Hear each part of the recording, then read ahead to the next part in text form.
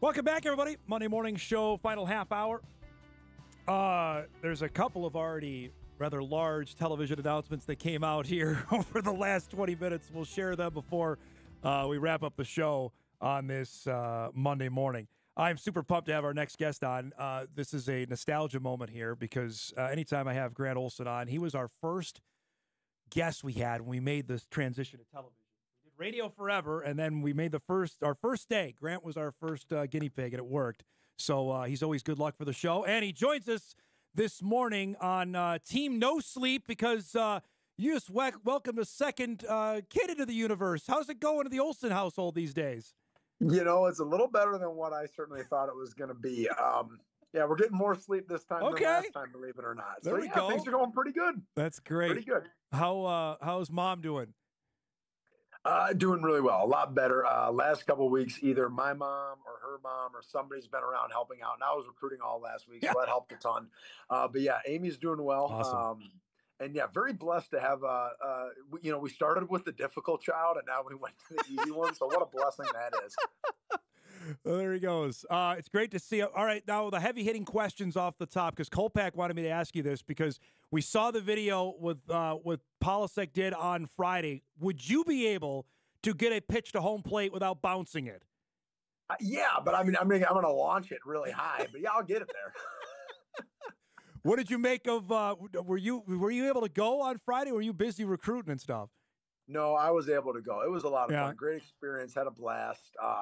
Yeah, you know what's funny? Like he went all the way to the mound. Yes. I remember Amy. So Amy threw out a first pitch for like the, getting ready for like the KPMG like 6 years ago. Yep. And I remember just telling her, don't go to the mound, stop short and throw it high. That's all I told her. Nobody makes fun if you airmail it, but just don't skip it in the dirt. I texted him about 3:30 Friday. Said, good luck with the first pitch. Do not bounce it. That was my exact words I said to him. Did you guys give him a hard time?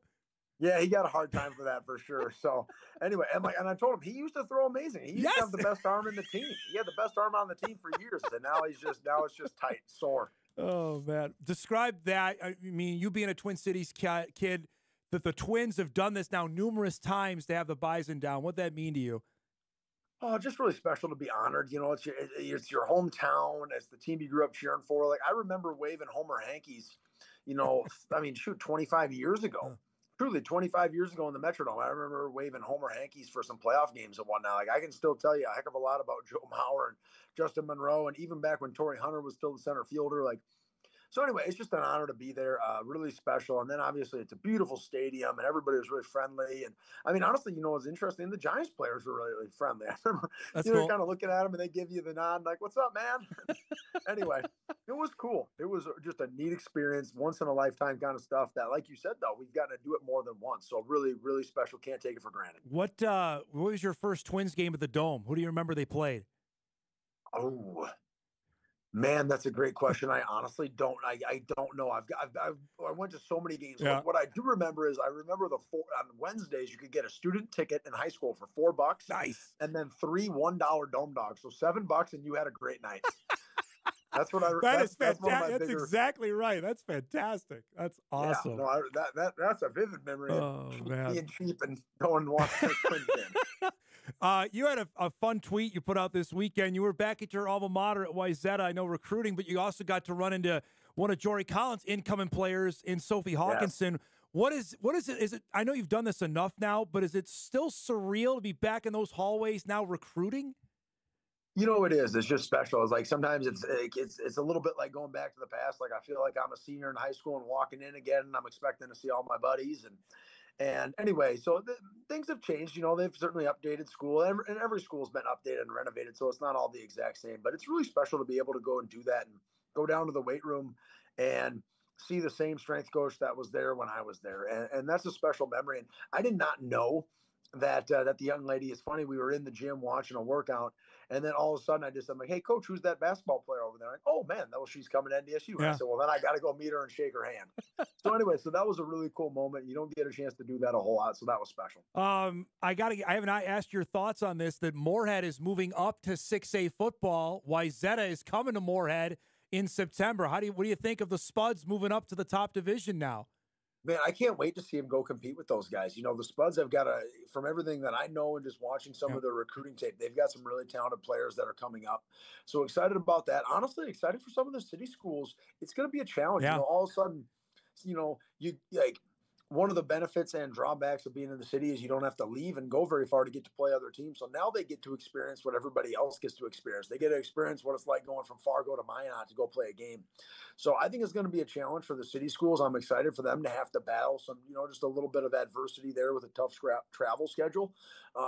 It'll be fun. Yeah. Honestly, I'm really hoping at some point, there's some recruits that are coming up that I'll get a chance to go to one of those games and just go watch some good football. Moorhead is obviously growing. The entire Fargo Moorhead is getting better, and the football continues to get better and better. So excited for some good competition. What was your furthest road trip in high school? I'm dying to know. Where did you go? We went to Wisconsin Rapids. That was 4 hours. That was back when the conferences, like, you had to figure out your own schedule.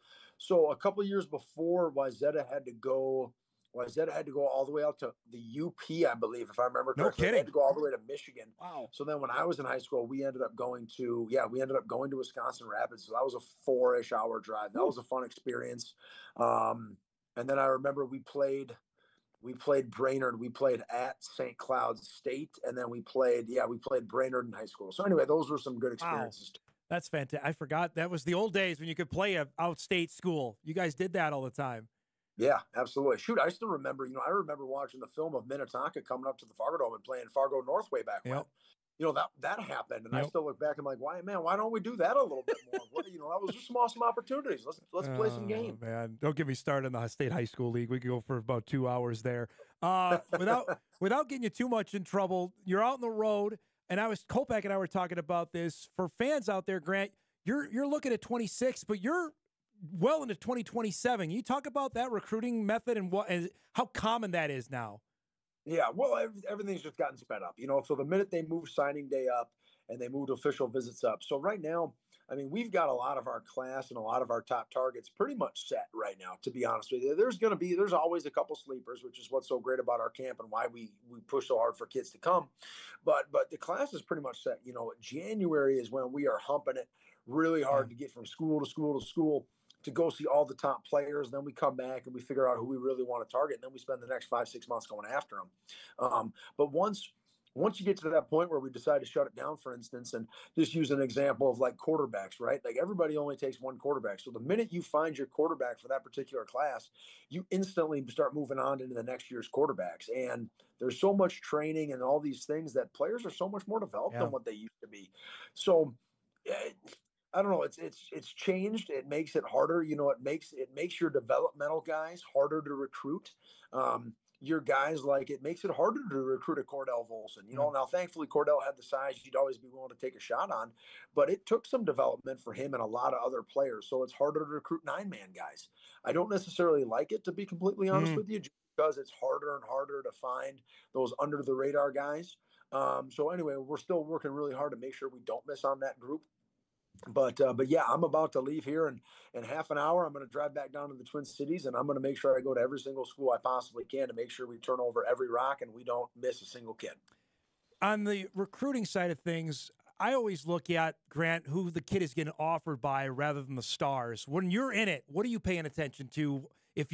I know you know most guys, but if you haven't heard of a guy, what do you pay attention to more?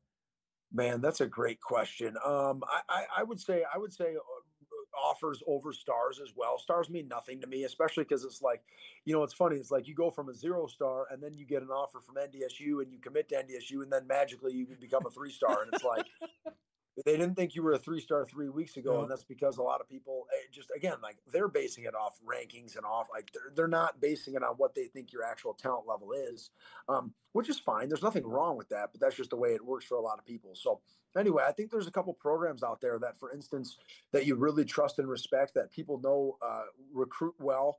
They work hard. They're very, very diligent and detailed. So I think there's certain offers that mean a lot more, because in the same breath, there's some offers that it's like, okay, well, that school's offered 55 linebackers. Well, that offer means nothing. Right. They've offered so many darn guys. So anyway, I think that, certain programs definitely have those reputations. In our league, honestly, all the Dakota schools do a really good job. We've got great programs in the upper Midwest. So an offer from any school with the last name Dakota means a lot to me personally. because I respect those coaches. I know they're good coaches. So anyway, that's an easy one to look at. If a young man's got an offer from a Dakota school, he's a good football player, no doubt about it. Now with the University of Minnesota so much in our backyard, how much does that change things from when you first came back to NDSU in 2019? Yeah, well, shoot, I think it's a little bit harder to maybe get some of the top players in state. You know, 5, 6+ years ago, there probably wasn't a kid every single year going Power 4, Right. Power 5, and now there is. So credit to the coaches and the players in the state that the footballs continue to get better. Unfortunately, I think that our success has brought Nebraska and Yep. obviously Kansas State with Coach Kleiman's connections and the Gophers. It's brought those programs into North Dakota, so that is making it a little bit more of a challenge, unfortunately. So anyway, it just means we just got to keep working harder. I mean, we need to go to every single school in the state of North Dakota, and we want every single young man to come to camp, because if you're good enough, we are going to take you 10 times out of 10. We want North Dakota kids for sure. All right, I got to talk about actual on the field. We were texting a couple weeks ago after spring wrapped up, specifically linebackers. I know that's still close to your heart, but tell me, we have highlights of a few guys, Grant, from the spring showcase. Peter Haugle comes right to mind. Donovan Woolen comes right to mind. I thought Darius Givens looked really good. Who stood out to you on defense? Say, maybe outside of the name guys, that this is a guy we got to get on the field in 2025. Yeah, man, that's a great question. So hard to sit here and say just based off the spring games. We didn't do a ton of live with the ones, but just overall, looking at the entire spring ball, some guys that did a really nice job. And I'm just going to highlight some young guys that really stepped up. I thought Jalen Carnby had a really nice spring. I thought Talon Edey made some major steps of growth. I'm extremely excited about Talon Edey. We got to get him on the field. Will Stile really hit his stride the last half. He had 2 interceptions in the spring game. That was impressive. So all of a sudden you look at your safety room and it's like, man, we got a ton of good players. Well, how can we use those guys in a nickel defense, a dime defense? How can we do some of those things where now all of a sudden they're coming and playing outside linebacker positions? So I think that's going to be really important. In the linebacker room, it didn't surprise me one bit. I told a lot of people I knew Peter Haugo was going to be a heck of a talent for us. So anyway, extremely excited about Peter. Donovan Woolen had an awesome spring. He really improved. He did a good job coming in as a freshman and being able to play, but really excited about his growth in terms of his man coverage and his footwork and some different things. So he made a couple big leaps forward. Victor Isley is another guy at the defensive end position that all of a sudden it's like, man, every time I looked, I felt like he was finding a way to get to the quarterback.